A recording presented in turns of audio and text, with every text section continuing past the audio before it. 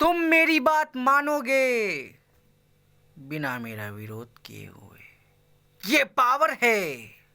Power मनोवैज्ञानिक होती है पावर।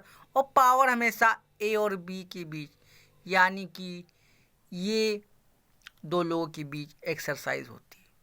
कोई शक्तिशाली है तो ये उसकी पोटेंशियल है कि वो पावरफुल है, पर वो जब अपनी पावर को एक्सरसाइज करेगा दूसरे के ऊपर, जैसे चाइना है, वो अगर एक्सरसाइज कर ले किसी देश के ऊपर कि भैया तुम ये देश, मतलब तुम मेरा नुकसान नहीं कर सकते, वो पावरफुल है, अपनी बात मनवा ले उस देश से, वो क्या है? पावर। अमेरिका अपने मुद्दे को दुनिया के लेवल पर मनवा लेता है, क्यों? पावर। दिखती नहीं है पर है मनोवैज्ञानिक रूप से। एजुकेशन के जरिए पावर आती है,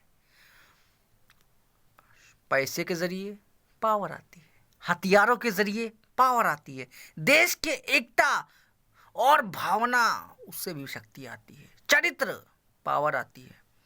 तो पावर बहुत ही खतरनाक चीज है। दुनिया को बदला है इस पावर ने। पावर कहाँ है? माइकल फूको कहते हैं पावर इज नॉलेज। नॉलेज से पावर आती है। अमेरिका ने इतने सारे हथियार बनाए, किससे? ज्ञान से, शक्ति से, सामर्थ्य से, पुरुषार्थ से। अमेरिका ने दुनिया पर राज किया है। That's why America is. और ट्रम्प कह भी रहा है we make America great again. तो ये पावर है। कैसे आती है पावर? रिलेटिव होती है, 1 और 2 के बीच में ही होगी। एक उसको दबाएगा, बिना दबाए ही बात मान लेता है। पावर पावर पावर, ये कह सकते हो पावर। तो मैं भी कह सकता हूं कि यदि कोई देश दूसरे को दबाना चाह रहा है, एक्सप्लॉयटेशन कर रहा है, शोषण कर रहा है, तो भाई शक्तिशाली है, जिसकी लाठी उसकी भैंस। रियलिज्म तो यही मानता है। तो ये कह सकते हो पावर। पावर बहुत सारे टर्म में यूज होती है, लेकिन पावर अपने एजेंडे को अंतर्राष्ट्रीय लेवल पर अपने एजेंडे के अनुसार बात करना। मुद्दे वही होंगे जो वो तय करेंगे। Agenda setting power.